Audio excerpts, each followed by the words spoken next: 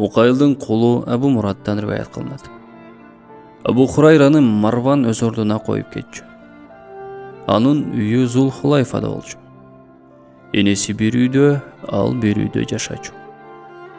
Ал үйдөн чыгууну кааласа, энесинин эшигине барып, «Ассаламу алейкум апаке ва рахматуллахи ва баракатух» дейт эле. Энеси да «Ва алейка уулум ва рахматуллахи ва баракатух.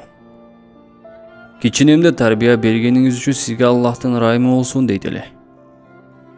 Жашым бир топко барып калганда да жакшылык кылганың үчүн сага да Аллахтын ырайымы болсун деп жооп берчү эле апасы. Кийин үйгө кирип жатып да ушундай дечү. Бул хадистен алынуучу сабак. Мединанын акими болгон Марван ибн Хакам бир сапарга кетсе, ордуна Абу Хурайра радиаллаху анхуну дайындап кетчү. Мына ушул көрүнүш Абу Хурайра радиаллаху анхунун ислам аламындагы орду канчалык улуу экендигин даана көрсөтүп турат.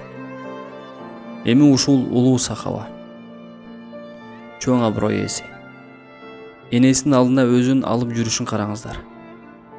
Эшке чыга турган болсо, энесин бөлмөсүнө барып, салам айтып, рахмат айтып, уруксатын сурап эшке чыкчу.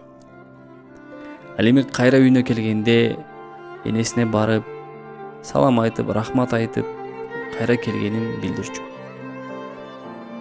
Абу Хурайра радиаллаху анхунун энесине болгон урматы жогорку даражада экени көрүнүп турат. Абу Хурайра радиаллаху анхунун бул урматка татыктуу кооз ишин биз өзүбүздүн жашообузга адат кылып алышыбыз керек. Урматтуу мусулман бертугандар, биздин каналга катталып, жакындарыңыз менен бөлүшүп коюңуз. Ассаламу алейкум.